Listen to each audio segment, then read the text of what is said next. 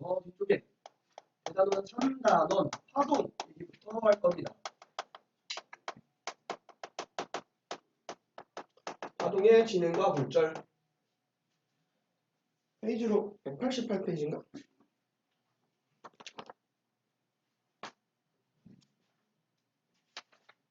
244네. 180에서. 안 빼도 상관없어. 이러다가 떨어져도 이거 건드린다. 그럼 이게 컴퓨터지. 자, 요 앞에서 우리 벡터 스칼라 이런 거 얘기하면서 했던 거에서 특히 변이라든가 속력이나 속도 그런 얘기가 이제 조금 여기서 이야기는 나와.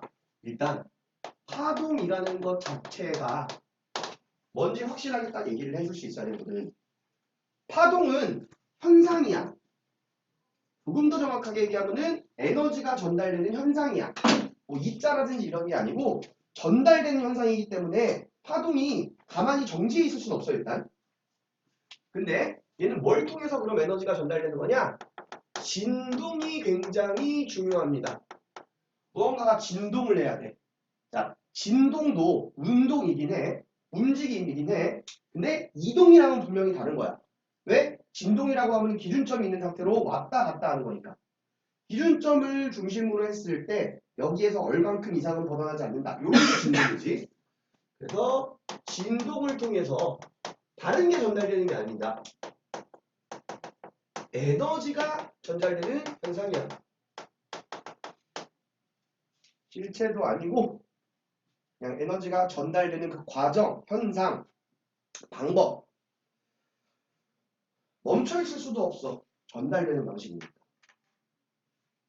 근데 요 그러면은 파동이라는 게 시작이 되는 지점. 좀 더 다르게 얘기하자면은 에너지가 전달이 될 거면은 에너지가 전달되기 위해서 방출된 지점. 그게 파동의 시작점이지. 그걸 파원이라고 얘기를 하고. 파동의 근원, 파동의 시작점인데 점일 필요는 없어. 좀 더 정확히 얘기하자면은 점은 맞는데 하나의 점일 필요는 없어.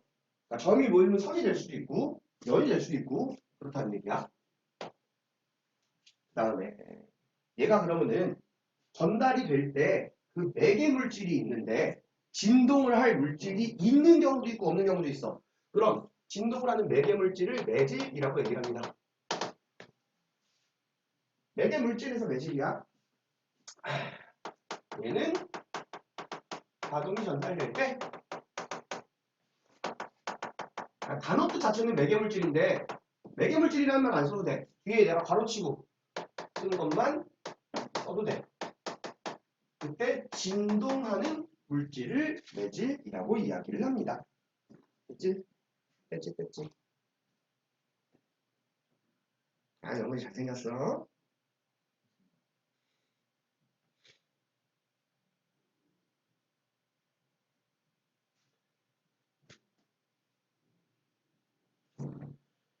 자, 근데 이 매질이라는 게 굉장히 주의해야 되는 게 에너지는 전달이 돼. 그래서 뭐 예를 들어보자면은 줄 같은 거 이렇게 잡고 내가 줄을 이렇게 흔들었어. 그럼 줄의 진동이 여기서만 이렇게 흔들리는 게 아니라 줄을 타고 이렇게 전달되지. 내가 여기 잡고 있으면은 요 손 아플 수 있지. 에너지가 전달된 거야. 그지? 근데 줄 자체가 여기에서 이렇게 이동한 게 아니지. 이게 되게 중요해. 많이 헷갈리는 거야. 매질은 진동을 하는데 이동은 하지 않아.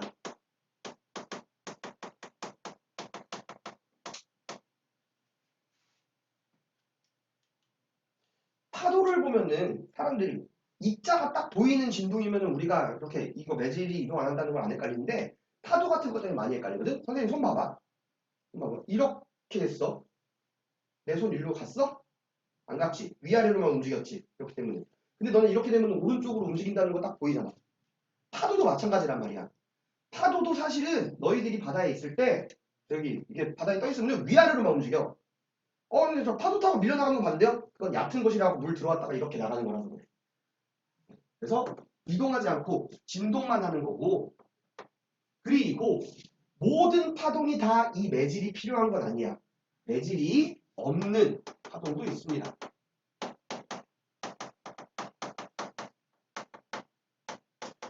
그 매질이 없는 파동들을 우리가 하나로 다 묶어서 전자기파라고 얘기해요.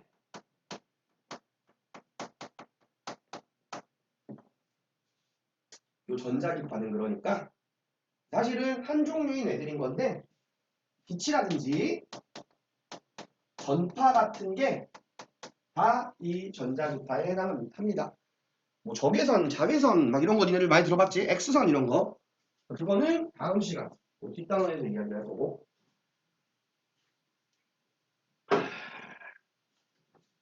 자, 그러면 이 파동을 구분하는 방식, 파동을 구분해서 좀 이야기를 한번 해줘 볼게.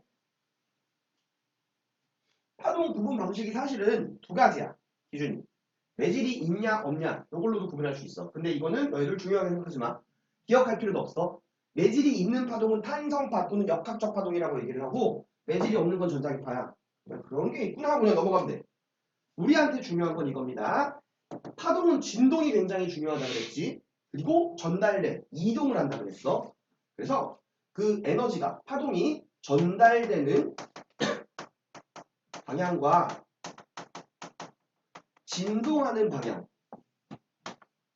조금 더 좀 정확히 얘기하자면 전달 방향이랑 진동축이 이루는 각을 기준으로 구분을 합니다.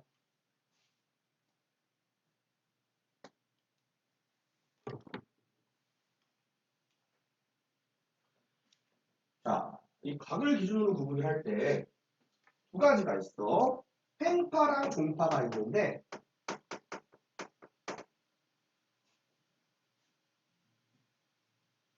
먼저 횡파라고 하면은 내가 요거 얘기해 줄게. 니네 단어 글자 요즘 한자를 잘 모르니까 설명해 주는 건데 이거 사는 시간 나면 배울 거야. 아프리카야. 프랑스는 여기서부터 이렇게 점령하는 식민 정책을 폈고 영국은 여기 희망봉에서부터 이렇게 올라가는 식민 정책을 폈거든. 그리고 여기 에티오피아에서 싸워 둘이. 이 식민 정책을 프랑스의 횡단 정책, 영국의 종단 정책이라고 해. 횡이랑 종이 무슨 단어인지 알겠지? 횡은 옆을 뜻하는 거고 종은 위아래를 뜻하는 거야. 너네들이 국토 횡단을 해. 그럼 어떻게 해야 돼? 연평도 백령도에서부터 국토까지 가야 돼. 국토 종단을 해. 한라산에서 별도사까지 가는 거야. 횡이랑 종이 2인이야. 그리고 하나 더 얘기하자면은 우리 일상생활에서 많이 쓰는 거. 자, 바깥에 자동차가 지나다니는 차도 말고 인도 말고 차도에 있는 우리들이 걸어다니는 길을 뭐라 그래?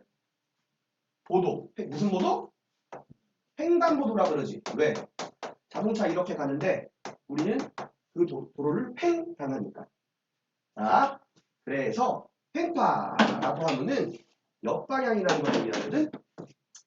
진행 방향이랑 진동 방향이 진동축이 서로 수직인 파동입니다.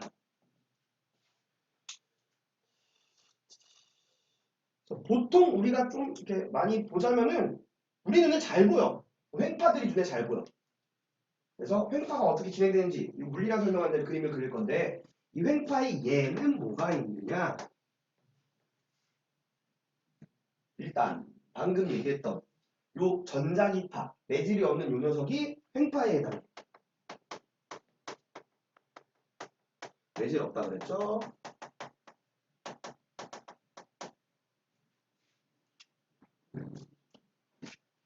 자, 우리는 지금 처음 거의 처음 수업이니까 요걸 하나 다시 한번 강조를 하자면은 요런 거 딱 듣고 선생님 파동이 전달되는데 매질이 어떻게 없을 수가 있어요? 그럼 질문하는 사람이 있어. 뭘 어떻게 해요? 왜 있어야 돼 그럼? 반대로 생각을 해? 그러니까 민성이가 그러니까 네가 질문한 거. 왜 부딪혔는데 이거 뒤로 안 가요? 왜 뒤로 가야 돼? 이유가 있어야 돼 그런 게. 오케이? 함부로 막 이렇게 정의를 해놓고 시작하지 말라고. 일종의 편견 같은 거를 갖지 말라는 얘기야. 그런 게 잘 안 통해. 너희들이 공부를 많이 하고 훈련이 많이 돼 있는 상황에서는 물리학적인 직관이 되게 잘 발휘될 수 있는데 너희들을 무시하는 게 아니야 얘들아. 오해하면 안 된다. 고3 아이들도 지금 선생님이랑 이제 막 수능만 시작한 애들 있을 거 아니야. 겨울방학 시작했으니까. 걔네들도 지금 직관으로 풀면 틀리는 거 엄청 많아. 엄청 많은 정도가 아니라 다 틀려 직관으로 하면은. 그러니까 선생님도 선생님 야 나 고등학교 때 물리 잘했겠지. 물리를 잘했으니까 아 물리 전공해야겠다. 물리 너무 좋다. 이러고 나서 공부하지 않았겠냐? 나도 직관으로 풀면 고3 때 틀리는 거 있었어. 선생님 물리 전교 1등을 놓친 적이 없거든? 그러니까 너희들도 그렇게 막 직관으로 풀려고 하지 말라고. 정확하게 딱 얘네들이 알고 있는 걸로 쌓아가면서 해야 돼. 직관으로 하는 게 나쁜 건 아닌데 느낌으로 들어가는 경우가 되게 많아서 그래. 그 다음에 물결파. 파도 얘기하는 거죠. 자, 물결파. 매질이 물이죠.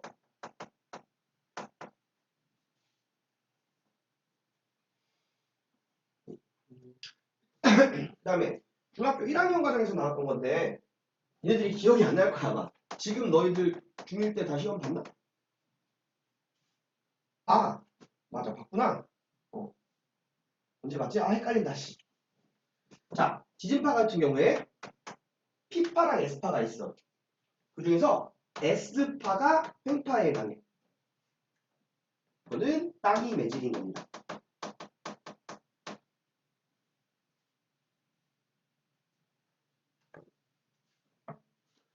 다음 종파.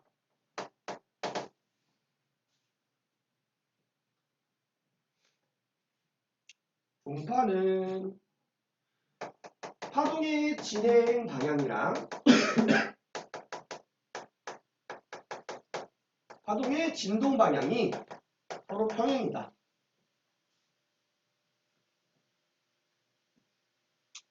그럼 얘는 어떤 게 이런 거에 해당하는 거냐?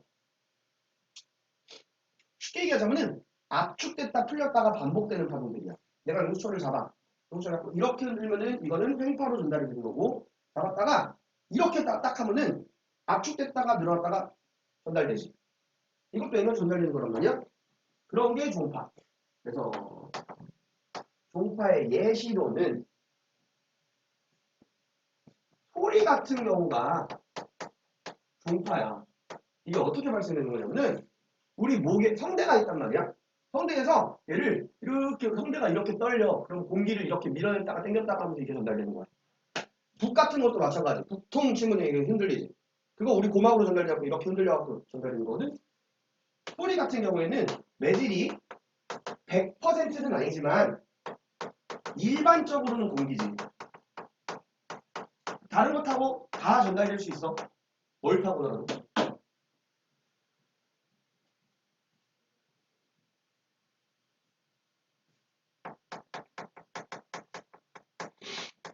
그리고 지진파의 경우에 P파가 종파에 해당합니다. 그리고 얘네들 혹시라도 상식으로 잘 알고 쓰라고 얘기해주면 승아 기억나니? P파가 빨라 S파가 빨라? P파가 빨라? 니네 이거 중1 때 P파가 S파 안 되게 안 했어? 그래서? 기억이 안 나는 거지? 이게 왜 그러냐면은 이게 문제라니까? 이걸 아무 생각 없이 그냥 P파 S파 얘가 빨라. 이거 이름이 P파 S파가 이름 자체가 누가 빠른지를 얘기를 해. P파가 프라이머리 웨이브야. 첫 번째로 도착한다. S파 뭐겠니? 세컨더리 웨이브야. 두 번째로 도착한다고. 그러니까 더 빨라?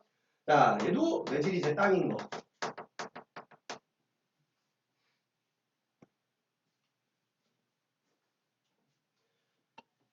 그럼 요 파동을 구성하는 파동이 가지고 있는 물리량들을 알아보겠습니다. 다시 한번 강조하는데 파동은 진동을 통해서 전달되는 거니까 저 진동이 되게 중요한 거였어.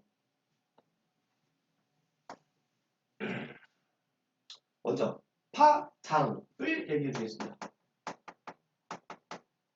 파장은 기호로 쓸 때에는 그리스 문자 람다로서 이거 한자로 들립자처럼 생긴 거지. 람다 이렇게 씁니다. 람다야 람다. 람다야. 파장 웨이브랭스야.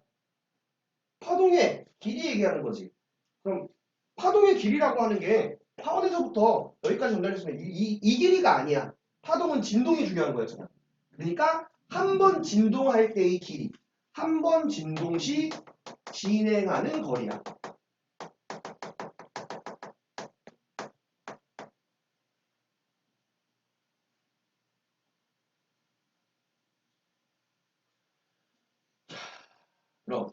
요 파장이라는 거 그리고 진동이 중요하다 그랬잖아. 진동의 폭을 진폭이라고 하는데 요건 보통 쓰면은 대문자 A로 많이 씁니다.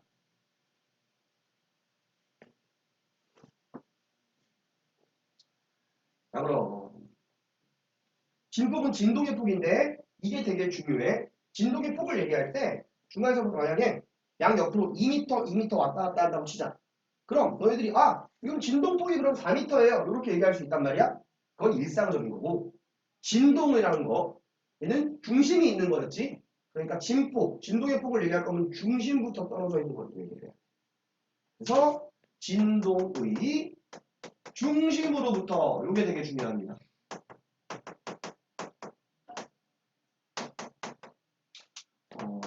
거기서 측정한 진동의 폭을 진폭이라고 얘기를 한다.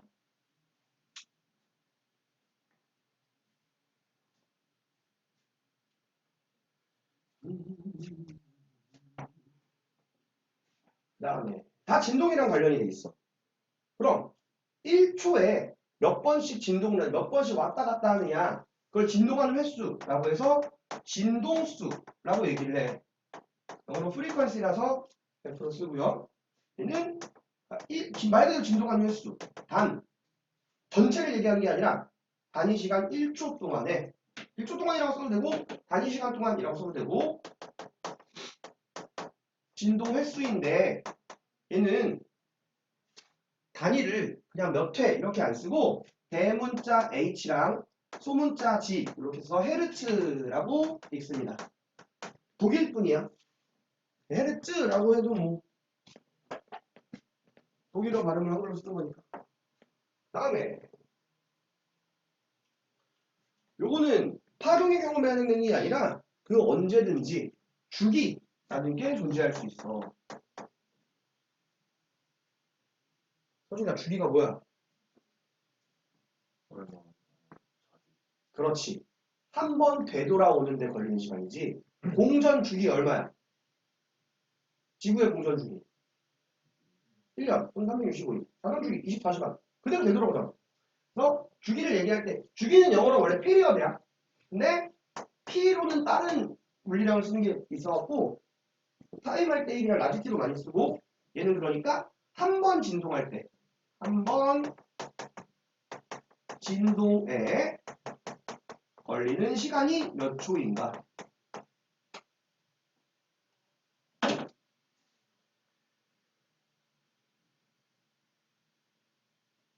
그래서 이 진동수랑 주기 얘들의 정의 자체가 그냥 역수야. 이거 주의하세요. 반비례라고 하면은 나는 틀렸다고 할 거야. 반비례가 틀린 건 아니야. 반비례라는 게 더 넓은 표현이니까. 하지만 더 정확히 얘기하자고 역수입니다. 그리고 한 무조건 1 나와.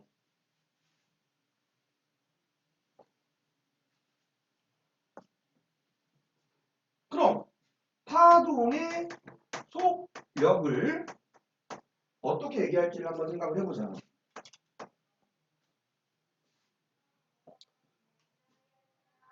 속력은 시간분의 거리야. 그럼 파동의 경우에도 진행하는데 걸리는 시간분의 진행한 거리로 얘기하면 돼. 근데 이거 전체로 이렇게 보는 거 아니라고. 뭐가 중요하다고? 진동이 중요하다고. 그러니까 한 번 진동을 기준으로 걸린 시간분의 한 번 진동하는 동안 간 거리 주기분의 파장을 얘기하면 되겠지? 근데 요 주기가 진동수랑 역수네. 그럼 진동수 곱하기 파장을 하면 속력이 나오는 겁니다.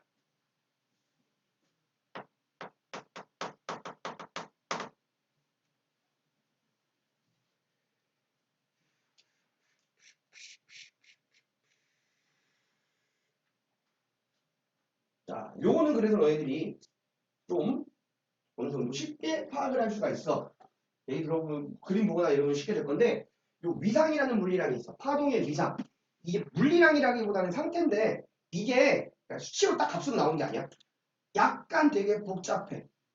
진짜 정확하게 얘기할 거면은 너희들이 이거를 설명하거나 그러기가 힘들어. 내가 설명은 해줄 건데 너희들은 이렇게만 알고 있으면 돼. 그냥 정의를 얘기할 때에는 어느 한 파동상 한 지점이 있을 때 그 지점의 진동 상태 이렇게만 알고 있으면 돼. 그럼 이 진동 상태라고 하는 것은 뭘 의미하는 거냐? 적어도 우리 교육과정에서는 교육과정이 없을까?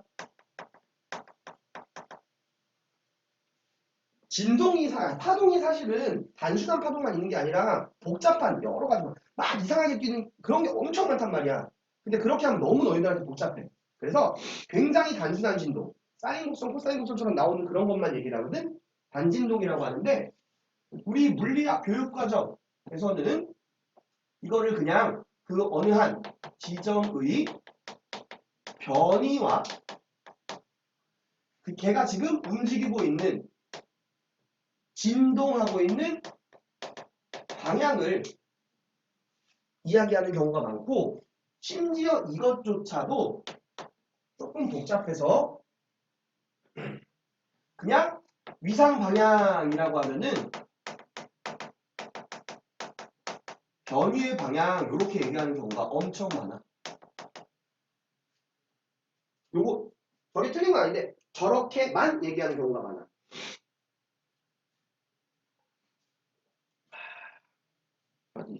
여기다 놓으면 네가 쏟겠다.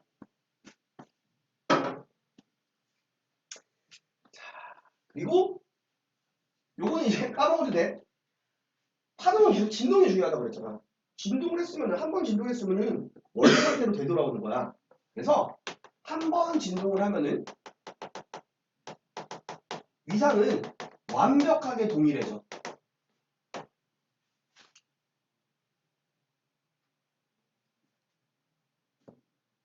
그럼 요걸 또 뒤집어서 얘기하자면은 한 번 딱 진동하기 이전에는 위상이 같은 시점이 하나도 없어.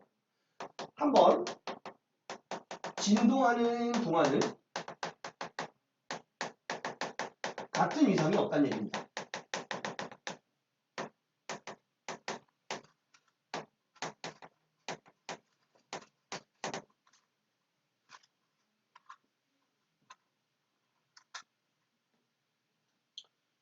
그래서 이제 그림으로 이야기해 줄 건데 파장을 얘기하면은 한 번 진동할 때 진행한 거리지? 그럼 한 번 딱 진동했어. 그럼 여기랑 그 딱 한 번 파장만큼 갔을 때 위상이 완벽하게 동일해. 그래서 파장은 이렇게 얘기해도 되는데 한 위상부터 다음번 인접한 위상까지 동일한 위상까지의 최소거리 이렇게 이야기를 해주면 돼. 자, 화면이라고 하면은 위상이 동일한 점 또는 선을 이은 선 또는 면이 됩니다. 선이 될 수도 있고 면이 될 수도 있습니다.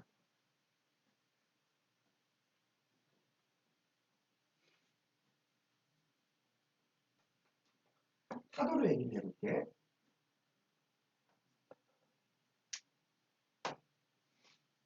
일일이 올리는 거야.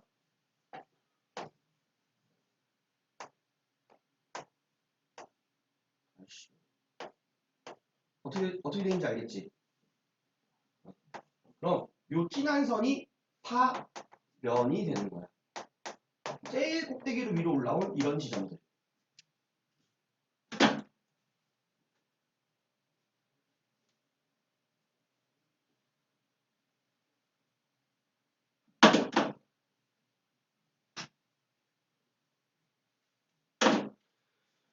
그럼 파동을 표현한 그래프를 한번 봐볼 건데 세 가지를 그릴 겁니다.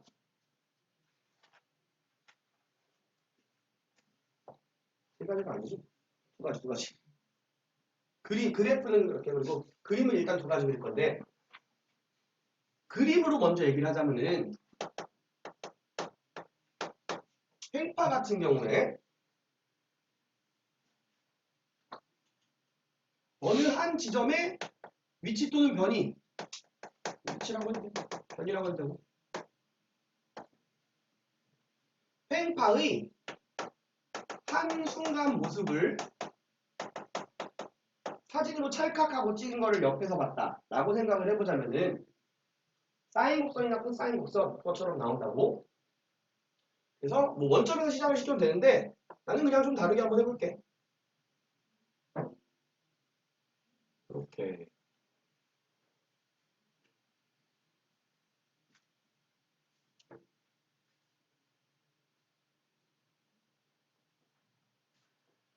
자, 그럼 그냥 너희들이 딱 생각하기에 직관적으로 이해하기 쉬운 이렇게 가는 이런 파동인 거야. 얘가 그러면은 일단 횡파라고 했을 때 제일 높은 이런 지점들이 있어. 하나만 있는 게 아니겠지?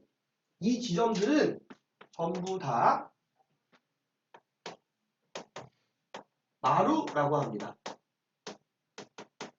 이건 수누리 말이야.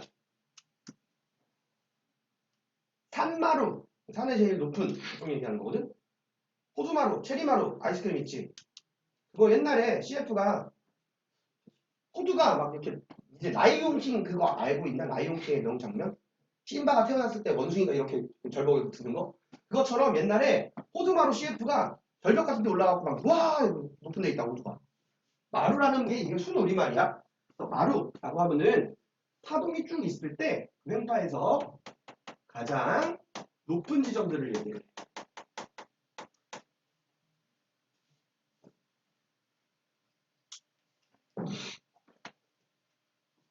그 다음에 가장 낮은 지점들은 이것도 순우리말 골이라고 얘기합니다. 골짜기 할 때 그 골이야. 골짜기가 산에서 낮은 부분 얘기하는 거잖아. 이거 니네들 일상 용어로도 너희들은 잘 안 쓰겠는데 이런 야 너 그렇게 하다가 인생 골로 간다? 할 때 그 골이야. 가장 낮은 지점들을 얘기하는 겁니다.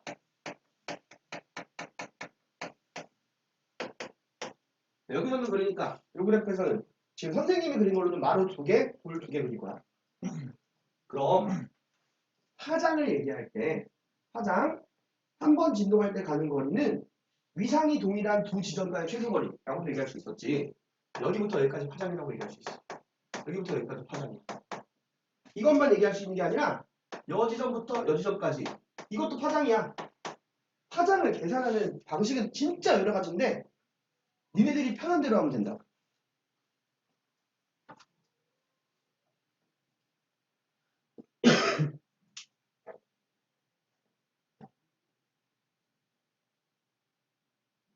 여기에서 그러면은 너희들이 또 표시할 수 있는 거는 요만큼이 진폭입니다. 아니면은 요만큼 밑으로 요만큼만 얘기해도 돼. 진폭은 중간에서부터 하라 그랬어.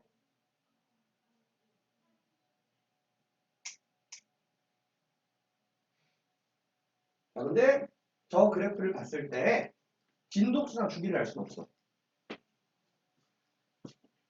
그리고 종파 같은 경우에는 그래프가 아니라 일단 그림으로 표현을 한 거를 한번 얘기를 해보자면은 압축됐다 늘어났다 이게 반복이 되는 거라고 했잖아. 그러니까 내가 지금 선으로 표시를 할 거야. 얘를 이렇게 하면은 물질, 매질들이 많이 압축된 부분들이 있을 거고 듬성듬성한 부분들도 생겨. 이런 식으로.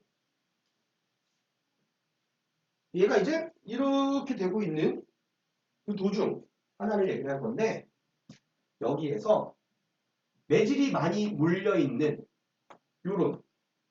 요런 지점들을 이거는 한자어야 밀이라고 합니다. 밀도 할 때의 그 밀이야. 밀집하다 할 때의 밀.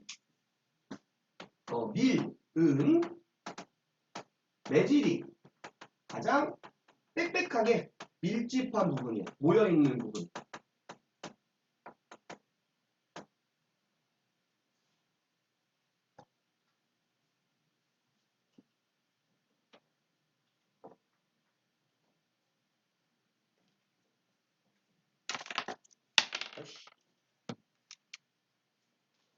그럼 매질이 가장 모여있는 부분 얘기했으면 매질이 가장 덜 없는 부분 이런 것도 얘기를 해야겠지. 요런데 이것도 한자야. 소라고 합니다. 소는 매질이 가장 흩어져 있는 부분이야.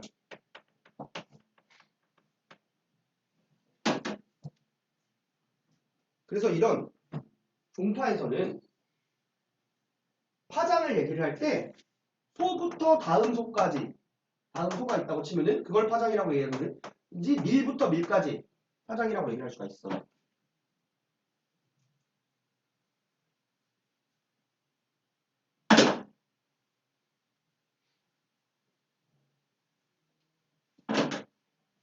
근데 그림 이렇게 그려놓으면은 진폭 알 수 없지. 왜냐면은 요 한 지점이 이렇게 되는 건데 얘가 지금 어디에서 시작돼갖고 이렇게 온 건지 이렇게 이런 걸 못 본단 말이야. 그래서 종파도 우리는 진동축을 플러스 마이너스 y 방향으로 해서 y 방향으로 삼아서 얘처럼 횡파 그래프처럼 표현을 해. 무슨 말이냐?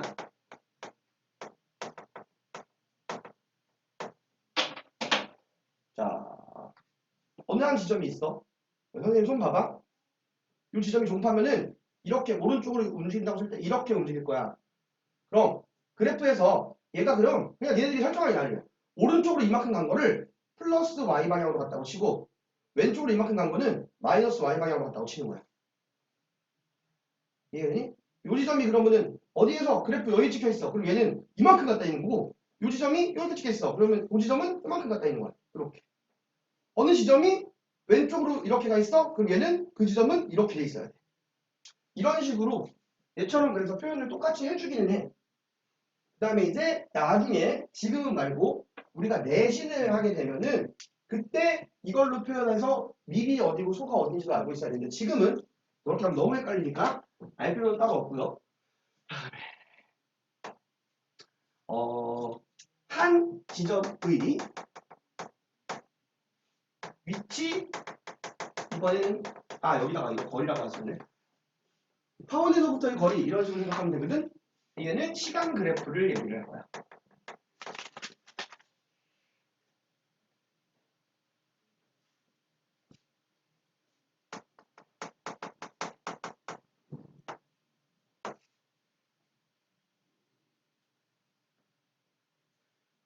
이번에는 뭐 그냥 밑에서부터 올라가는 걸로 할까?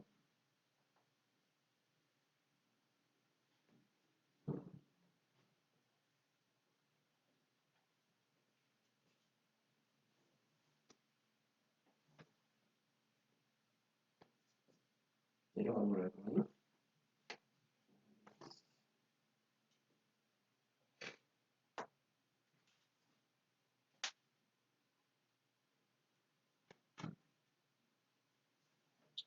자, 이번에는 x축이 시간인 거야. 얘는 한순간 찰칵하고 찍은 게 아니야. 이건 한순간 찰칵하고 찍은 게 맞아. 얘는 한 지점이 시간이 지남에 따라서 올라갔다가 내려갔다가 올라갔다가 내려갔다가 하는 그거 얘기하는 거야. 그래서 일단 이게 진폭은 맞아. 한 지점이 중심으로부터 얼마나 많이 떨어져 있을 수 있는가. 중심으로부터 최대로 이동하는 거리 이렇게 얘기해도 진폭은 많이 되는 거니까. 진폭은 스칼라야.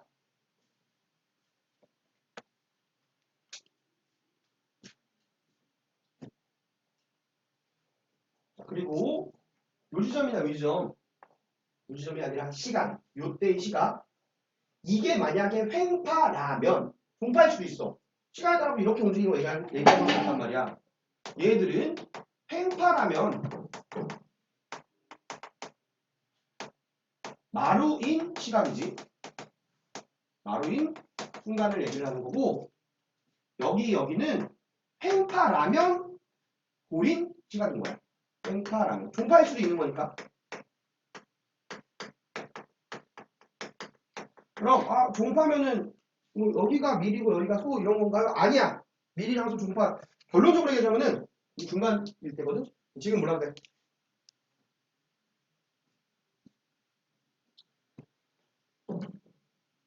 자, 그럼 똑같은 위상이 되는데 걸린 시간.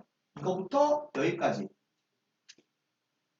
한 번 진동하는데 간 거리가 아니라 이번에는 한 번 진동하는데 걸린 시간이란 말이야. 이게 그럼 주기가 됩니다. 그럼 여기부터 여기도 또 주기라고 얘기할 수 있지? 마찬가지로 또 여기부터 여기도 주기라고 얘기할 수 있는 거야. 너희들이 파장이나 주기 찾는 건 그래서 편한 부분 찾아서 이야기를 하면 돼.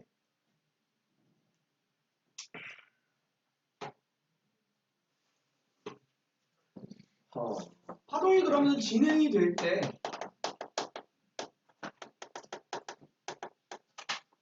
어떻게 진행이 되는 건지 그 얘기를 좀 해볼 건데 요거를 되게 많이 헷갈려해. 그래서 이거 주의하라고 확실하게 지금 너희들이 뭘 많이 틀리는 건지 이야기를 할게. 파동이 진행을 한다면은 진행을 할 때 끝에서 만들어지는 게 아니야.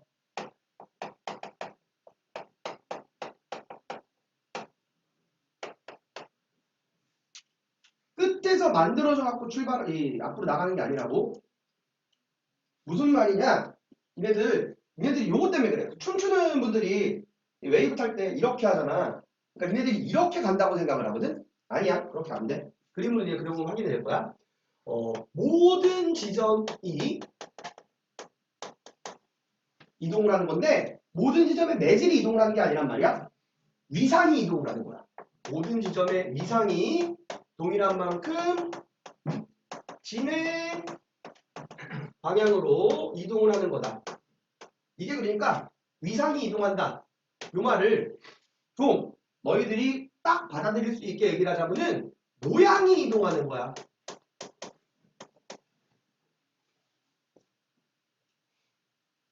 예시를 들어봅시다. 파동이 이렇게 있다고 치자.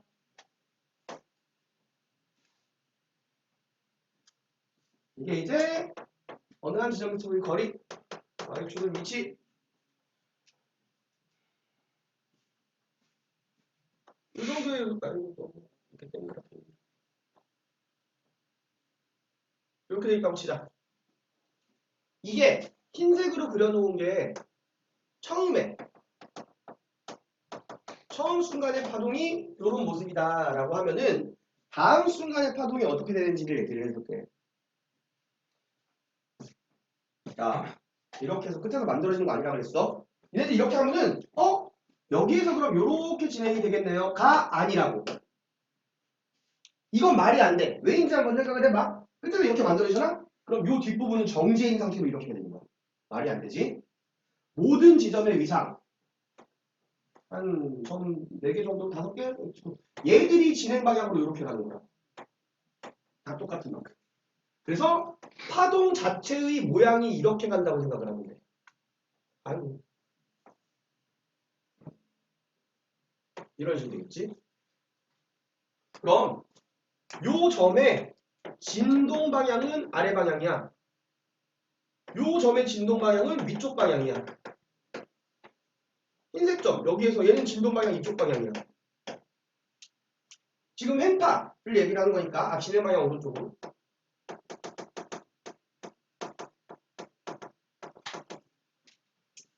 얘는 위아래로만 진동하는 녀석인 거거든. 매질이 이동하는 것도 아니고 모양이 다 그대로 요만큼 이동하는 거다. 그래서 마루나 골이나 아니면 중간 지점 제일 앞쪽 요런 게 얼만큼 이동할지를 생각을 한 다음에 주기나 진동수나 파장 같은 걸 본 다음에 얼만큼 이동하는지 보고 그때부터 새로 이렇게 그리는 거야. 끝에서부터 이렇게 그리는 모양 맞춰갖고 이렇게 하는 거 아니야? 그리고 진행을 한다면은 이때 항상 진행을 할 때 진행 방향이랑 위상은 항상 수직입니다. 모든 지점들에서. 그러니까 방금 여기에다가 그려놓고 씌웠던 거 그거를 다시 대략 그림을 그리자면은 이런 식으로 쓸 때 요게 위상이라고 얘기를 했어. 아, 위상이래. 파면.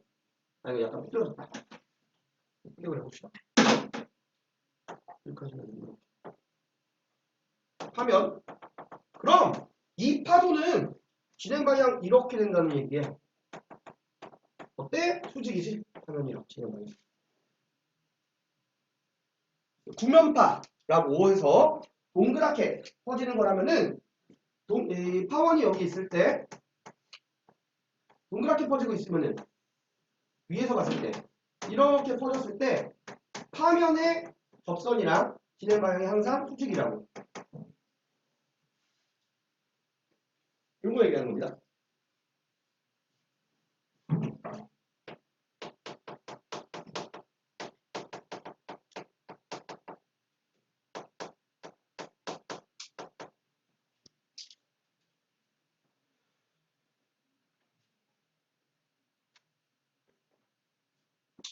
자, 여기다가 이건 3D로 그린 거고 여기 거는 위에서 내려다본 걸로 그린 거야.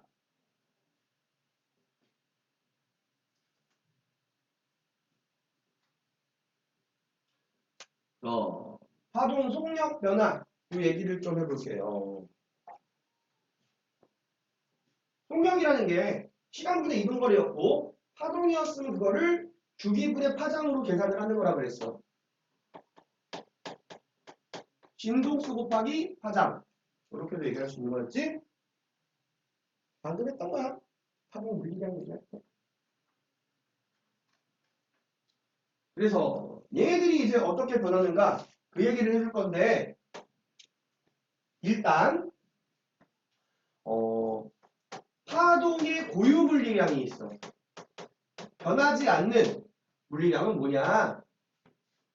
그러니까 이거는 파동의 DNA 같은 거야. 민성아, 너 지금 태어났잖아? 태어났잖아. 안 태어났어 아직? 저 DNA 너 이미 결정돼 있지? DNA 바꿀 수 있어? 못 바꾸지. 파동도 마찬가지로 만들어질 때, 발생했을 때 당시에 딱 결정이 되고 더 이상 절대 못 바꾸는 물리량이 있어. 이게 진동수야. 근데 진동수가 안 바뀐다는 것은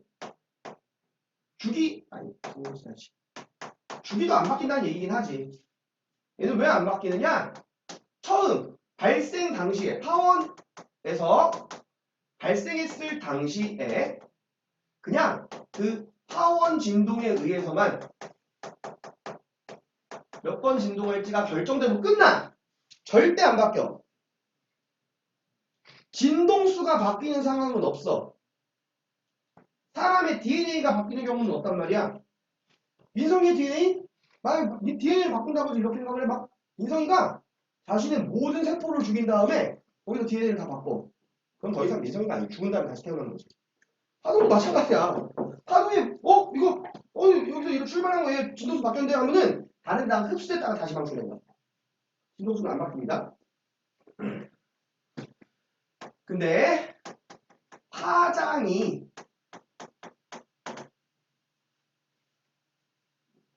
그거 빼고 파장은 파동이 진행하는 그 내질의 조건 여기서 말하는 조건은 뭐 한두 개가 얘기하는 게 아니라 내질 종류라든지 물질의 종류 그다음에 뭐 밀도라든지 온도라든지 이런 거 다 얘기하는 거야. 이거에 따라서 파장은 바뀔 수 있어. 그럼 두 가지를 한꺼번에 연관지어서 이야기를 하자면은 진동수나 주기는 바뀌지 않으니까 파동의 속력은 오로지 파장에 의해서 파장 변화에 의해서 비례해서 변하게 될 것이다.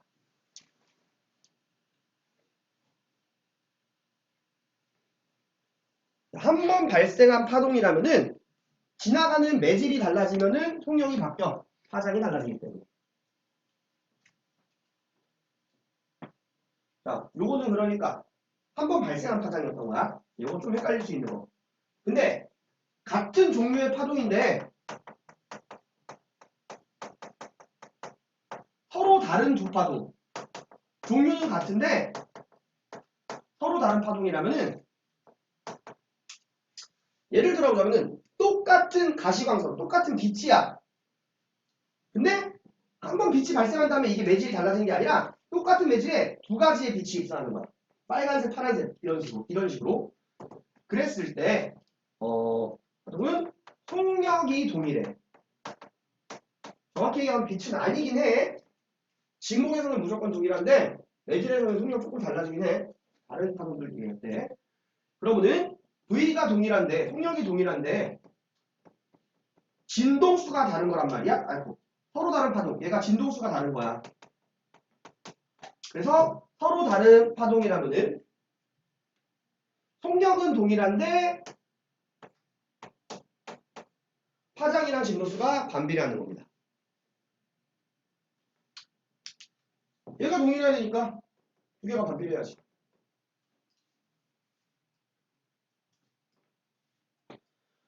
자, 요거를 그러면은 예시를 좀 얘기를 또 해보자.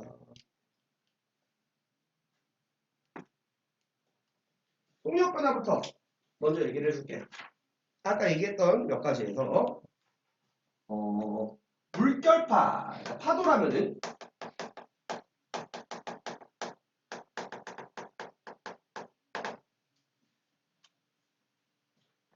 물을 통해서 보통 이제 바닷물 같은 거겠지?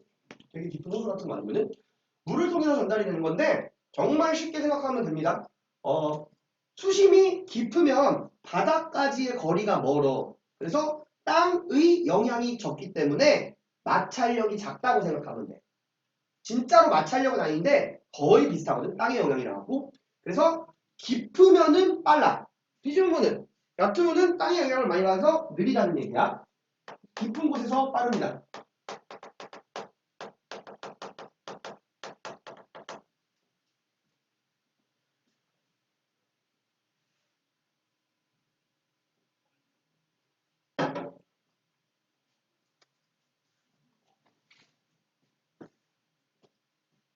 물결파. 그 다음에 전자기파 같은 경우에는 전자기파가 빛이나 전파 이런 거라고 했어. 적외선, X선, 뭐 감마선 이런 거. 이거는 물질들이 있으면은 전자기파 엄청 빠르지. 광속, 빛의 속력으로 가는데 진공에서는 그냥 쭉 가. 빛의 속력이야. 진공에서는 제일 빠른데 물질들이 있으면 있을수록 빽빽하면 빽빽할수록 진행을 하다가 앞에 뭐 원자가 되었든 뭐가 되었든 입자가 있어. 물질들이 있다는 게 그런 거잖아. 걔한테 흡수가 돼. 흡수된 다음에 다시 방출돼. 이게 거의 찰나인데 이게 조금이라도 연관이 있어. 근데 이게 빽빽할수록 그 정도가 커. 그래서 진공에서 제일 빠르고 빽빽한 매질에서 느려. 소한 매질, 듬성듬성한 매질에서는 그래도 빠르고 밀한 매질일수록 느리다. 자, 다이아몬드 같은 데서 다이아몬드가 몇이었지? 광속이 60%가? 그래. 몇이었지 다이아몬드가? 많이 느려져. 그 다음에 소리도 얘기를 해볼게.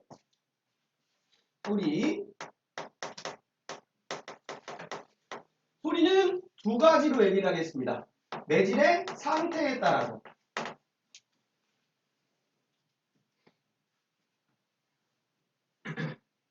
요거는 소리가 종파라는 걸 알아야 이 상태에 따른 속력 변화가 이해가 가는데 일단 기체 지금은 내가 내 목에서 나는 소리 니네 기체를 통해서 전달을 받고 있지. 그러면은 기체들은 분자들 간의 인력도 약하고 거리도 많이 떨어져 있어. 그래서 얘가 이렇게 밀리면은 얘가 좀 나중에 이렇게 밀려. 전달되는 게 좀 느려. 당겨지면은 인력이 약하니까 얘도 잘 안 당겨져. 근데 고체라고 생각을 해봐. 고체는 다닥다닥 붙어 있어. 이런 거라고 생각하면 돼. 동전 이렇게 몇 개 나놓고 얘 끝에 거 밀어. 그럼 얘 바로 밀리지. 고체는 끝이. 그래서 고체일 때 제일 빨라. 기체일수록 느립니다. 진공에서 전달 안 돼. 고체는 전달된다. 야 이거 여기다가 이렇게 대보면은 소리 들리잖아. 그리고 이제 뭐 강의실이나 이런 데 있어도 문 닫아놔도 물론 공기도 새어나가지만 소리가 새어나가는 거는 그 나가는 공기를 통해서 나가는 게 아니라 이 고체를 타고 전달되는 거야. 근데 일반적으로는 공기를 통해서 소리가 전달이 되니까 기온으로 따져보자면은 자, 얘는 인력이 중요한 게 아니라 샤를 법칙을 생각을 해보면 돼. 온도가 높을수록 기체 분자들은 많이 떨어져 있어. 그럼 얘가 움직였을 때 인력은 기체는 거의 없다시피 하거든. 그래서 얘가 움직이면은 한꺼번에 멀리 전달될 때가 소리가 빨리 전달이 돼. 고온에서 더 빠르다는 얘기입니다.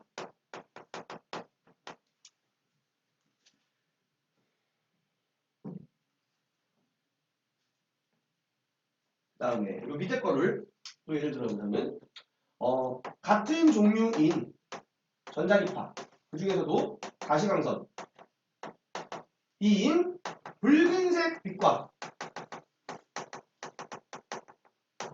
파란색 빛은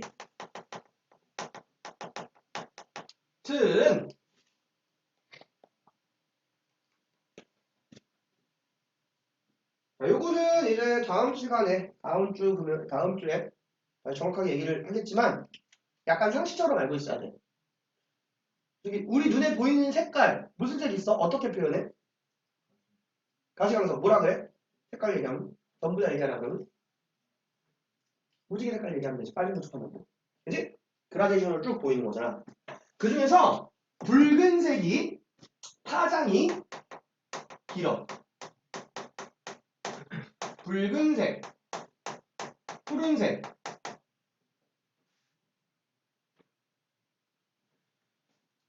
아, 송역동이 역시. 그럼 진동수는 푸른색이 더 큽니다.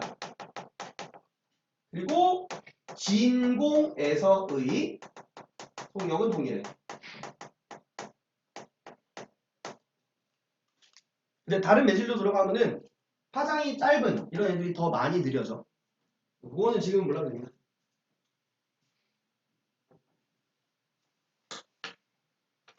자, 그래서 굴절이라는 거를 얘기를 해요. 굴절. 반사는 우리가 이미 배웠어요. 반사는 중학교 1학년 마지막 강에 배웠어. 육각 가동하면서 말 그대로 이제 표면에서 튀어나오는 거. 굴절을 그러면은 원리를 이야기를 해주기 위해서 제가 간단한 그림을 하나 그려서 이야기를 해줄게. 너네 이거 어려워할 필요가 없어. 선생님이 지금은 안 하는데 옛날에 한참 전에 옛날에 영재교육 했었거든. 꼬맹이들 수업하고 막 그랬단 말이야. 얼마나 꼬맹이 되냐면은 유치원생도 있었어. 빨리 하면은 걔네들 물론 이제 이 걱정을 오씨 난 지금 물리하는데 걔들 유치원생들 막 물투 내용 이런 거 하고 그러는데 수학을 못해. 그러니까 원리만 알려주는 거야. 개념만. 그런 거 하면서 굴절 얘기를 해줬었어. 그래 이 유치원생들한테 이거 설명해서 이해 못한 애들이 한 명도 없어. 굴절 얘기했을 때. 얘네들이 뒤집어 생각해봐. 내가 지금 이거 이해 못하면은 쉬운 거야. 되게 쉬워. 엄청 쉬워. 일단 장난감 자동차를 굴린다고 생각을 할 건데 장난감 자동차가 바퀴가 굴러갈 때 모래바닥이나 카펫 같은 데서 느리게 굴러가지. 헛도니까. 그걸로 얘기를 할게. 위에서 이렇게 내려다 본 거야. 여기가 그냥 거실의 맨 바닥이라고 치고 맨 바닥 딱딱한 바닥이라고 치고 여기가 카페트라고 치자. 모래라고 해도 상관이 없어. 그래서 장난감 자동차가 저기에서 요 방향으로 이렇게 갈 건데 흰색으로 지금 장난감 자동차의 진행 방향을 표시를 할 건데 자동차는 오른쪽 바퀴랑 왼쪽 바퀴가 있을 거란 말이야. 그래서 오른쪽 바퀴를 내가 빨간색으로 이렇게 표시를 했고 왼쪽 바퀴를 파란색으로 표시를 했어. 맞지? 진행 방향에 대해서. 그럼 두 바퀴 이음은 이렇게 되겠지? 얘는 파면처럼 생각하면 돼. 진행 방향이랑 요거랑 항상 수직이 되겠지. 자, 그러면은 장난감 자동차가 이제 앞으로 전진을 해서 이렇게 된 게 요 오른쪽 바퀴가 카펫을 먼저 만나잖아. 그랬을 때 자, 이건 진하게 안 그렸어. 연하게 지금 칠하고 있어. 파란색 바퀴가 이만큼 갈 때 빨간색 바퀴가 이만큼 갈 수 있어? 못 가. 그지? 못 가지? 그래서 좀 덜 가게 돼. 그럼 두 바퀴를 이은 선이 이렇게 되는데 바퀴의 이 사이가 벌어지는 건 불가능하지. 그래서 바퀴 사이가 그대로 거리가 똑같으면서 이렇게 바뀌어. 빨간색이 더 조금 가도록. 이렇게 가다가 이렇게 꺾여. 이해가지? 그래서 빠른 데에서 느린 데로 갈 때 얘가 진행 방향이 변하지 않았다면은 점선처럼 갈 거였어. 이렇게 쭉 가는데 근데 진행 방향이 오른쪽으로 꺾였지. 지금 진행 방향으로 봤을 때에는 자동차 입장에서 느린 카펫이 오른쪽에 있어. 빠른 매질인 맨 바닥은 왼쪽에 있는 거야. 오른쪽 왼쪽으로 바꾸면 느린 매질이 있는 오른쪽으로 꺾이는 거야. 그럼 느린 데에서 빠른 데로 나올 때도 봐보자. 비슷하게 생각을 하면 돼. 여기 노란 거. 여기로 이렇게 나오면은 꺾이지 않은 요 방향이야. 이렇게. 근데 딱 맨바닥을 만난 왼쪽 바퀴가 먼저 확 가버려. 그럼 이렇게 돼갖고 또 오른쪽으로 꺾이겠지. 얘도 그럼 왜? 뭐라고 생각하면 돼? 느린 카펫이 상대적으로 오른쪽에 있잖아. 왼쪽 빠른 매질을 먼저 만났으면 얘가 확 가버리잖아. 우리가 그럼 이렇게 봐보면은 카펫이 아래쪽에 있지. 느린 매질이 아래쪽에 있지.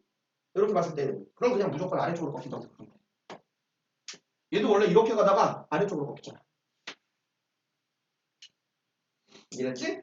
그래서 굴절이라고 하는 것은 파동이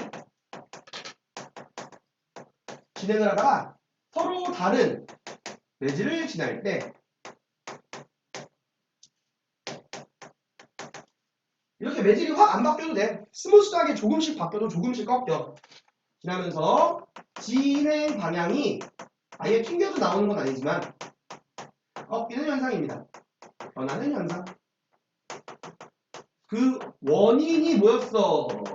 방금 알아보니까 진동수나 주기가 바뀐 건 아니고 매질이 달라지니까 매질 조건 변화에 따라서 그 파동의 파장이 변하니 통력이 파장이 변하고 그거에 따라서 통력이 변하기 때문이겠죠.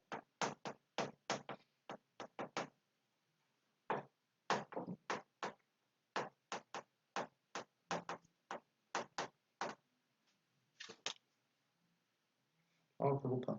점심 못 먹지. 영원히 못 먹을 거니.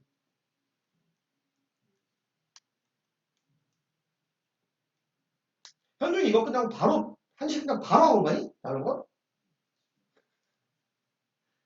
너는 그러면은 이게 내가 매일 그렇게 한다고 약속은 못 하는데 수업이랑 쓸데없는 소리니까. 그럼 굴절 방향을 얘기를 하자면은 원래의 진행 방향이 있다. 점선이 지금 원래의 진행 방향이었지. 원래의 진행 방향에서 딱 이걸 기준으로 봤을 때 상대적으로 느린 매질이 있는 느린 매질이 존재하는 방향 또는 느린 매질이 조금 더 많은 방향이라고 생각을 하면 되겠습니다.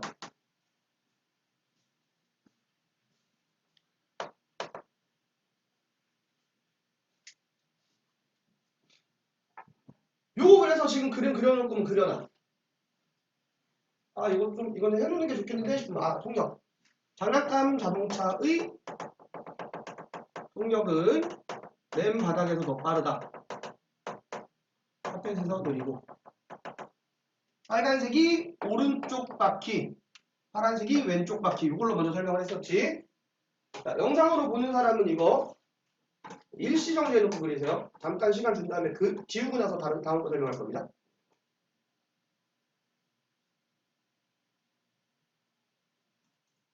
그럼 예시를 몇 개를 봐보자. 일단 해안가로 저 먼 바다에서 해안가로 다가오는 파도를 봤을 때 여기 한 문장 또 쓸 거야. 어떻게 되는지. 니네 설명 다 들은 다음에 쓰는 게 좋을 수도 있어. 육지가 오른쪽에 있는 걸로 이렇게 합시다. 육지. 여기가 바다. 그럼 육지에서 바다 쪽으로 이렇게 튀어나와 있는 데를 고지라고 해. 곧. 바다가 육지 쪽으로 이렇게 들어가 있는 데는 만이라고 얘기를 하지. 수심을 봐보면은 그러면은 고즈 A라고 하고 마늘 B 이렇게 했을 때 이렇게 봐보면은 수심이 어디가 깊어? A, B 중에서 당연히 육지랑 먼 B가 더 깊겠지. 그래서 파도의 속력 자체가 B에서 더 빨라. 그럼 느린 쪽으로 꺾인다 그랬잖아. A 쪽으로, 그쪽으로 파도가 꺾여. 자, 파면이 빨간색으로 이렇게 있다고 치자. 그러니까 먼 바다에서 이렇게 아까 한 것처럼 마루를 이은 선을 내가 빨간색으로 했다고 치자. 고를 이은 상관없어. 어쨌든 이렇게 돼 있을 때 그럼 여기로 다가오면서 B쪽은 별로 파장이 안 줄어드는데 A쪽이 얕아져서 파장이 이런 식으로 많이 줄어들어. 그래서 파도가 육지 쪽으로 다가오면 다가올수록 해안선이랑 나란해져. 모양 자체가 그래. 니네 잘 생각해봐. 바다 갔을 때 있을 거 아니야. 아니면 이렇게 관심 있게 안 갔으면은 나중에 너희들 바다 갔을 때 여행 가갖고 얘기를 해봐. 손이나 네가 떠니까 역시나 여행 가갖고 자기야 봐봐. 해안가에 있는 파도를 봐보면은 다가오면서 해안선이 나란해지고 있지? 굴절이야. 하면은 너는 파도의 원리를 이해한 남자. 개 멋있어 이런다고. 야, 그러니까 얘가 파도가 해안선이랑 우리가 보이는 그 파면이 나란해져. 그럼 요거를 잠깐만 진행 방향을 봤을 때에는 파면이랑 수직한 방향 파면이랑 수직한 방향으로 잠깐만 진행 방향 파면이랑 수직한 방향으로 이렇게 꺾이게 되는 거야. 고주로 몰려서 파도가 친다고. 여기도 이렇게 되긴 하겠지만 그래서 침식 자체도 고제에서 더 많이 돼. 여기서 그럼 퇴적이 많이 되는 거고. 그래서 다른 게 없이 계속 이렇게만 반복되면은 해안선은 날이 갈수록 단조로워져야 되는 거야. 그림 그려놓고 자, 깊은 곳에서는 파장 별로 안 줄어드는데 얕은 곳, 그쪽은 파장이 많이 줄어드네. 이렇게 해서 이 진행 방향이 여기에서 각각 수직이 돼. 이렇게 그쪽으로 꺾이도록 그리면 됩니다.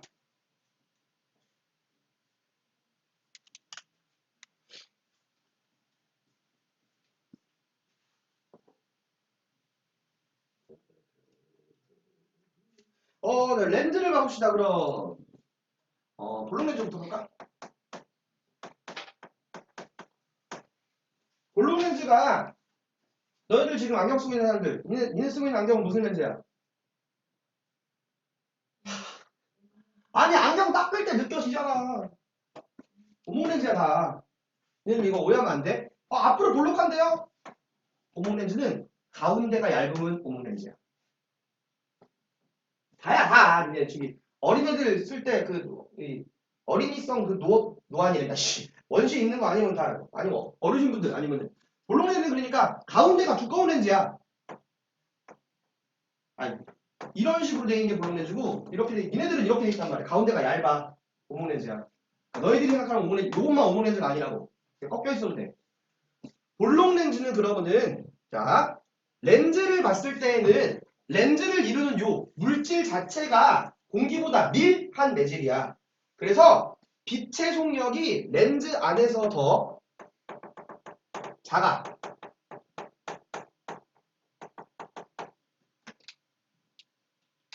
엄청 확대해서 그릴게. 가운데가 두꺼운 렌즈라고.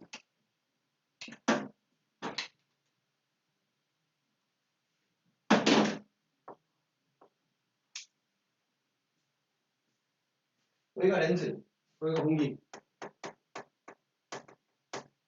그럼 빛이 이렇게 오다가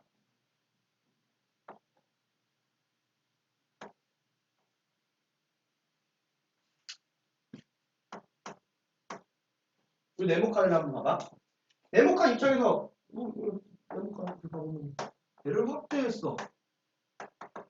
그럼 이렇게 있는 거라고 생각하면 돼.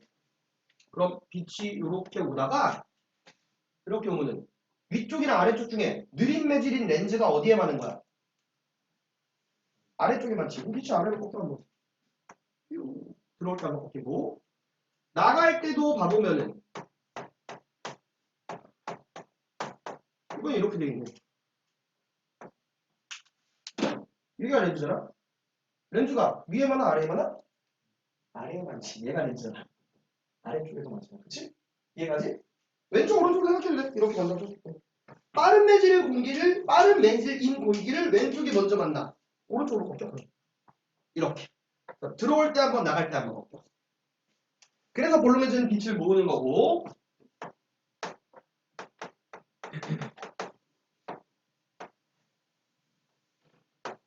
오목 렌즈는 반대로 들어올 때 꺾인 방향 봐보면 된다고. 이렇게 한번, 이렇게 한번. 두 번 꺾여서 퍼집니다.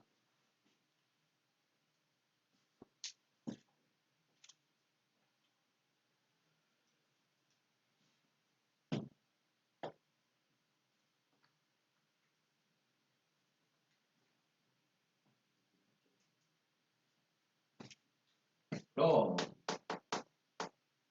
이것도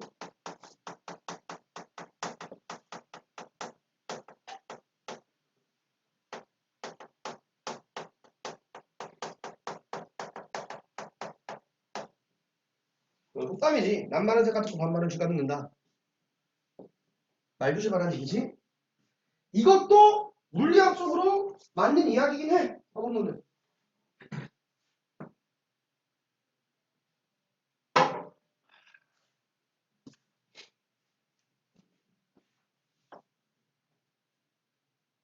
낮이야.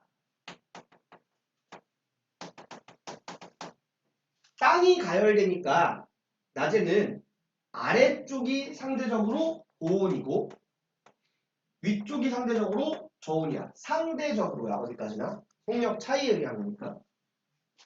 속력 변화. 아인슈타인에서. 그래서 여기에서 현중이가 얘기하는 거야. 현중이가 소리 질러. 물이 너무 좋아! 이러면서. 그러면은 소리가 이렇게 나가는데 느린 쪽으로 꺾여야 된다고 그랬잖아. 그러니까 상대적으로 저온인 위쪽으로 소리가 이렇게 굴절이 돼. 그러니까 날라다니던 새가 들어.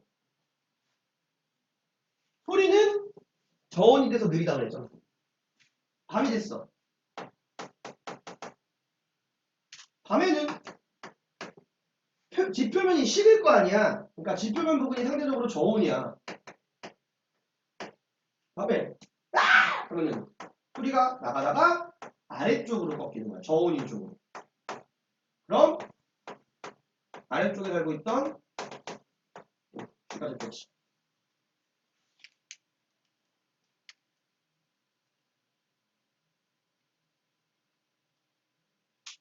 밤이 그래서 조용하기도 해서 소리가 잘 퍼지기도 하는데 옆으로 많이 퍼져. 우리는 위아래로 이렇게 사는 게 아니잖아. 그러니까 멀리 퍼진다고 사람들이 얘기를 하는 거야. 조용하기도 하고. 뭐, 야, 이거 읽고, 오, 역시, 오, 우리 조상님들 개짱, 물리학을 그냥 얻어 걸린 거지, 뭘. 말 조심하라는 얘기지, 이거는.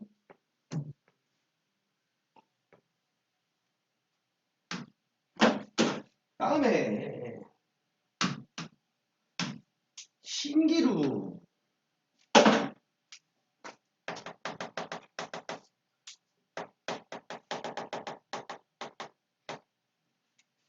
사막에서의 신기루.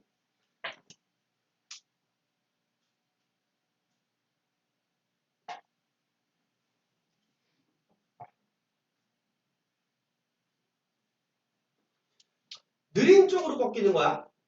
뭐 이걸 여기 렌즈랑 안 써도 되는 팀이네. 렌즈가 맞는 쪽.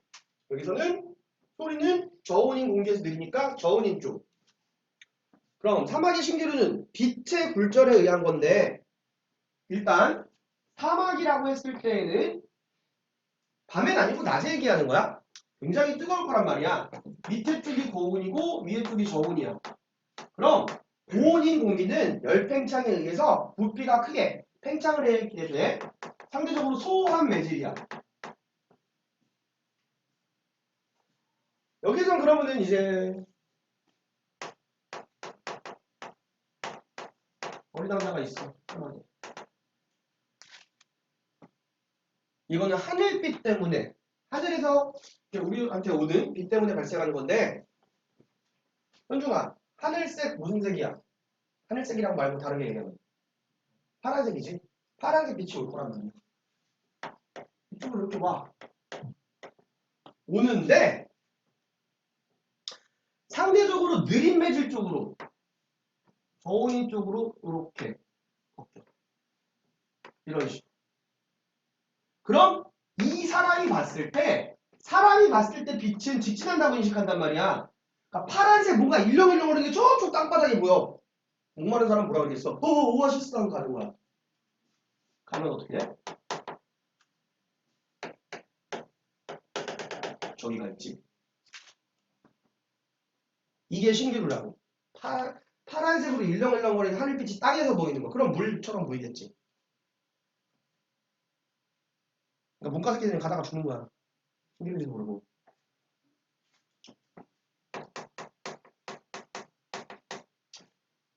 극지방 해역에서의 신기루.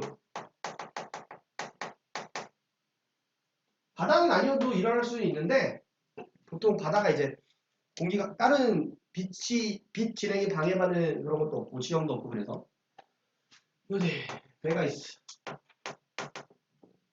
빙산이 있어. 극지방의 해역은 아래쪽이 저온이야. 상대적으로 위쪽이 고온일 거야.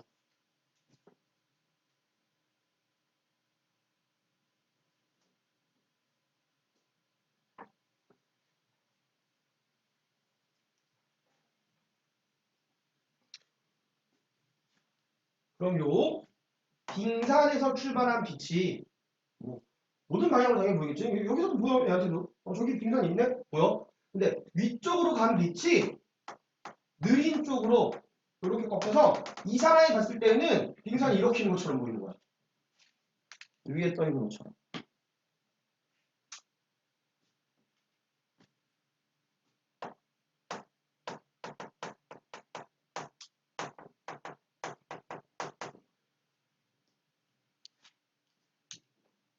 사람은 빛이 직진했다고 인식을 하니까.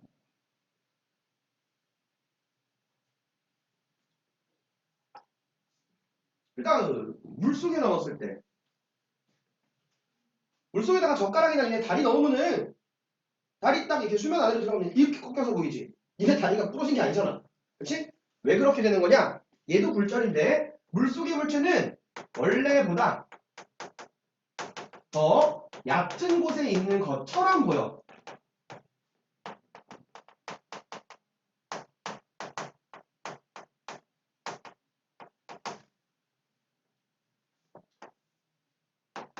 공기, 물 이렇게 있으면은 어떤 물체? 동그라미라고 얘기해 볼게. 실제 물체가 이 동그라미에 있어. 실제로.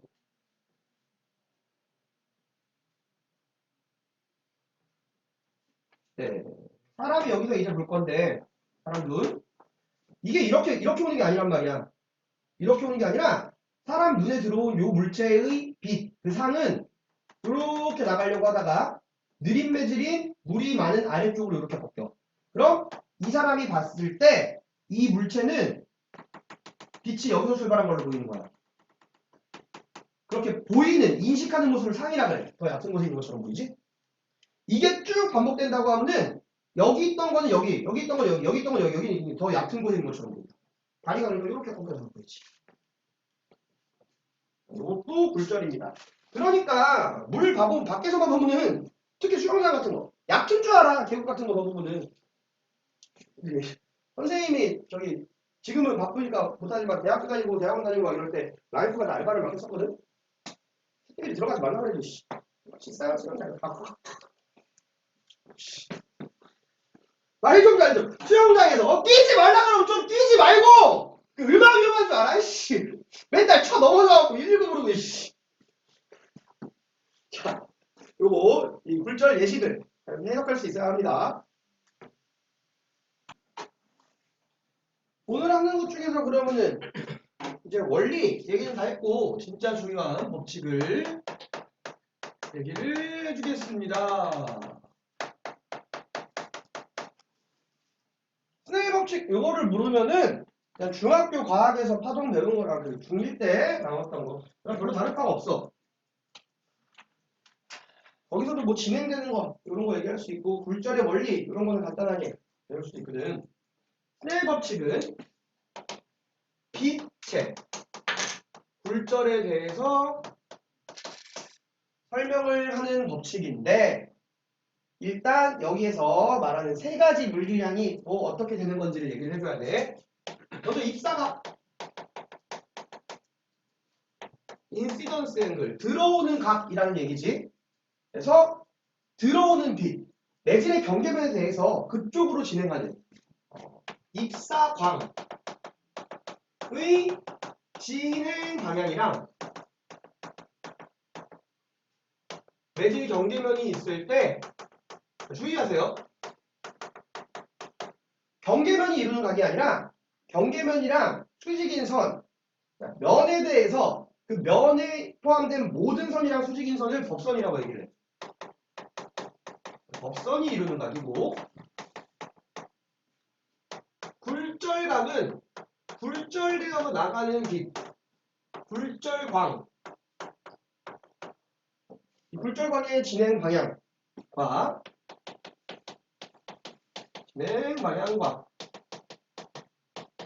매질 경계면의 또 법선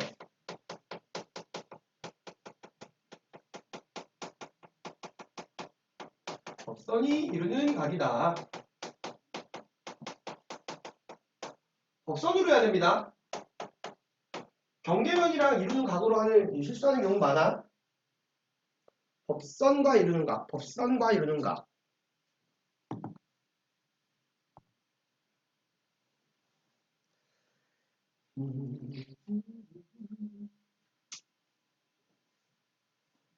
그럼 굴절률이라는 물리량도 알려줄 건데 스몰 n으로서 굴절률은 그냥 비율이라 갖고 단위는 따로 존재하지 않아. 이게 정의가 어떻게 되는 거냐? 진공에서의 광속을 소문자 C로 두거든?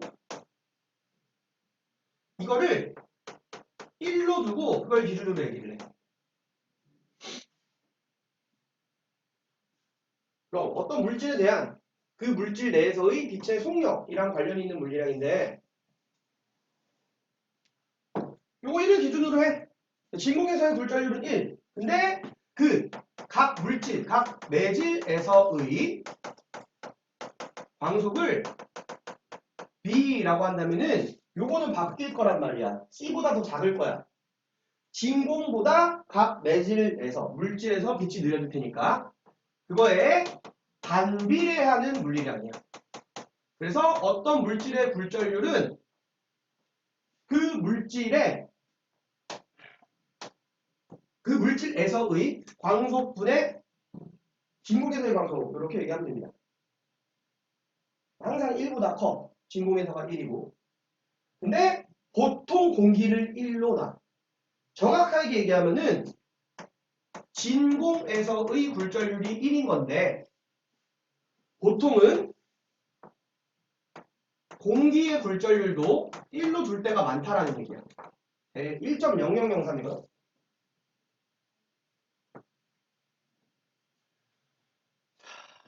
그럼 이제 스네일 법칙 이야기를 해줄 건데 스네일 법칙의 얘기는 식이 이렇게 나올 거야. 빛이 상대 굴절률이라는 게 있어. 지금 여기 위에다가 쓴 그냥 굴절률은 절대 굴절률이라고 이야기를 해. 좀 더 정확하게 다른 식으로 표현을 하자면은 진공에 대한 굴절률 이런 식으로 얘기를 하는데 이 파동이 그러니까 빛도 굴절을 하는 이유는 각 매질에서 이 속력 차이일 거 아니야. 그럼 서로 다른 매질을 지나 이 두 매질에서의 속력 차이가 크면 클수록 굴절이 많이 돼. 그렇게 물질이 달라질 때 이 상대적인 굴절률을 우리는 어떻게 얘기를 하느냐. 빛이 A라는 매질에서 B로 진행할 때의 상대적인 굴절률을 이걸 말로 어떻게 정의를 해야 될지를 한번 생각을 해보자. 자, A에서 B로 빛이 진행을 했어. 그럼 A에서는 빛의 입사가 일어난 거고 경계면을 넘어가서 B에서 빛이 굴절된 거야. 실제로 그럼 빛의 굴절이 일어난 매질은 B라고 봐야 한다고. 그럼 이 상대 굴절률은 B의 굴절률이야. B의 굴절률. B에서 굴절이 일어났습니다. 근데 이거를 A라는 매질이 뭔지에 따라 달라지니까 A에 대한 B의 굴절률이라고 정의를 합니다.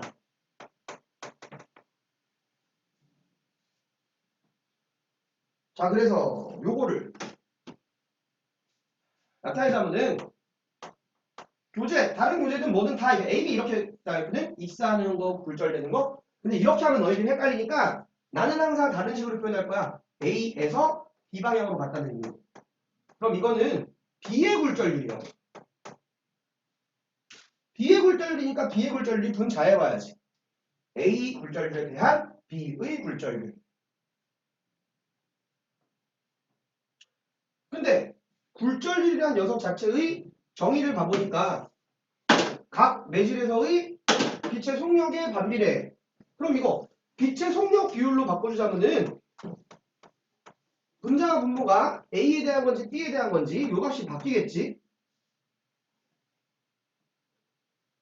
그리고 파동의 속력 변화를 이야기를 할 때 파동의 속력은 파장 변화에 그대로 비례하는 거였어. 그럼 이거는 각 매질에서의 파장의 비량도 관련이 있어. 이게 그럼 어떻게 될 거냐. 좀 크게 그렸어. 너희들 요거 그림을 그리면서 나한테 설명을 드려야 될 텐데 옆으로 너무 작게 그리면 니네 이거 알아보기가 힘들 거야. 그래서 진짜 못해도 니네 노트에 최소 반은 옆으로 차지하게 되고 한 3분의 2 정도까지 차지하게 할 수 있으면 좋아. 근데 오늘은 이게 마지막이야. 너무 뒤로 넘겨야지. 네가 못하지. 좀 크게 그리는 게 니네가 보기 편할 거야. 시원시원하게. 민성이 그렇지. 그렇게까지 쭉 그리면 되고. 아래는 좀 오바해. 넘겨야지. 너무 옆으로 넘기잖아. 승아 그렇게 하면 너무 작은데? 옆으로 좀 길게. 좀 크게 해야지 이해가 갈 거야. 자, 위쪽에 있는 매질을 A라고 하고 아래쪽에 있는 매질을 B라고 할게. 빛의 진행은 그러면은 저걸로 봤을 때 A 방향에서 B 방향으로 가는 걸로 얘기를 할 거고 굴절률은 B에서가 더 큰 거라고 얘기를 할게. 그 말은 빛의 속력은 A에서가 빠른 거야. B가 더 느린 매질이라고.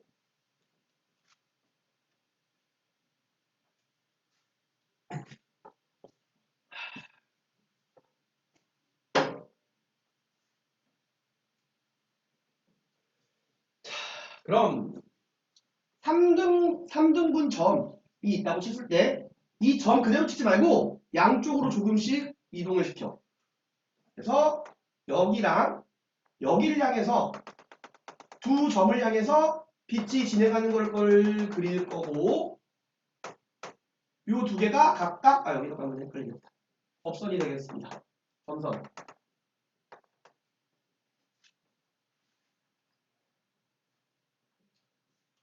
자 그럼 노란색으로 빛이 진행하는 거를 빛의 진행 경로를 그려줄게. 먼저 입사하는 빛이 자 점선 법선이랑 이루는 각이 입사각이라고 했어. 입사각은 45도보다 크게 이렇게 들어오는 걸로. 얘가 그럼 입사각이야. 얘랑 평행하게 이렇게 들어와야 됩니다. 이거 너무 여기까지 15분에 했어. 이렇게 들어오는 거. 여기가 그러면은 입사각 I.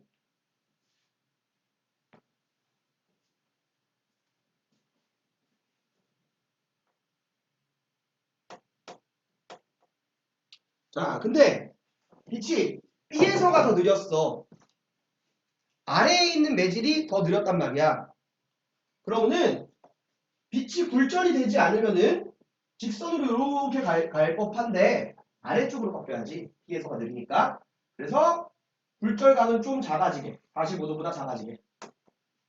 요게 그럼 불절각이야. 불절각 R.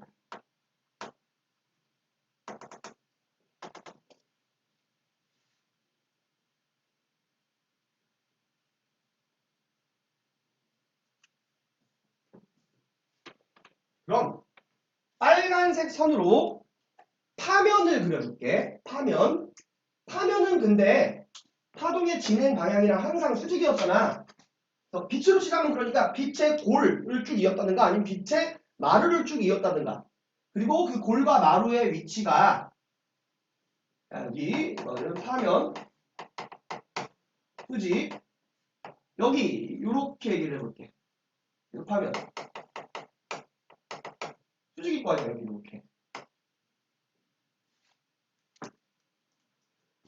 근데 매질 B로 갔을 때는 진행 방향이 꺾였으니까 화면이 이 세 진행 방향에 대해서 수직이어야 돼. 이렇게 되겠지. 자, 여기까지 그렸으면 뭐 사실 이제 다 그린 겁니다. 색깔이 있으면 화면은 다른 색깔로 하는 게 안 헷갈리겠지? 색깔 없으면 뭐 어쩔 수 없고.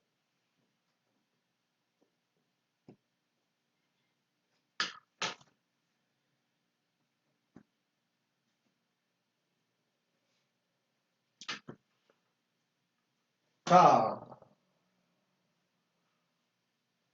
여기에서 그럼 우리가 이제 파악할 수 있는 게 화면은 위상이 동일한 지점을 이은 거고 한 위상부터 다음 위상까지의 최소 거리를 우리가 파장이라고 얘기하지.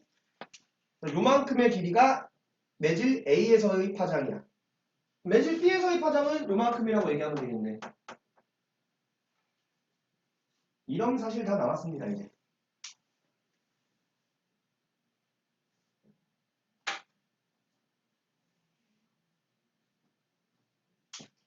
요각 있지, 요각. 요 파면이랑 법선이 이루는 각. 여기 점이라고 해봐. 여기도 점이긴 할 텐데. 그럼 여기가 점이야. 90도에서 수직 2분의 파이에서 I 빼는 게 점. 수직에서 I 빼는 점. 그치? 그럼 요 각이 I가 나온다는 얘기야.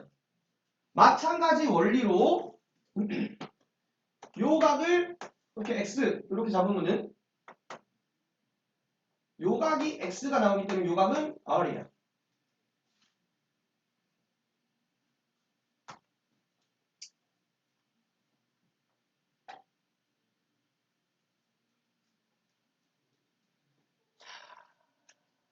요까지 표시하면 이제 다 됐습니다. 진짜로.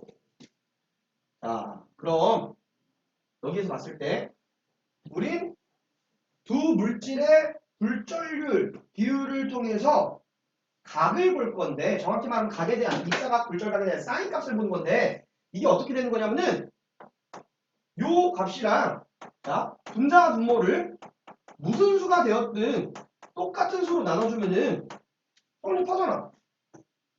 그렇지?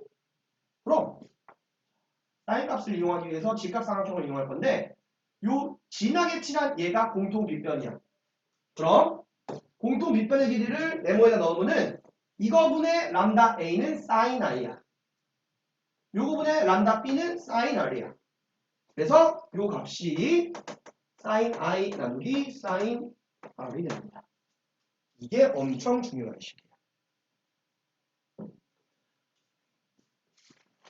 식이 이렇게 유도된다는 거는 알고 있으면 되겠고 만약에 문제를 풀 때 이거 관계 어떻게 하지? 불절률에 대한 게 A 거가 밑에 분모에 있어? 그럼 나머지는 다 분자에 있어. 자, 각이 그리고 그냥 I가 들어가는 게 아니라 사인 값으로 들어가야 돼. 불절률에 대한 게 B가 분자에 있으면은 나머지는 다 B에 대한 건 분모에 있어. 이렇게 암기해야 됩니다. 이게 엄청 중요한 거예요. 그림 잘 그려놓고 만약에 이거 좀 더 많이 그린다면 이거 하지 마. 연하게 약간 이렇게 원래 하면 더 그려야 돼. 여러 개의 빛이 계속 다 있을 거니까 이렇게 되는구나. 이걸 알고 있으면 되겠습니다.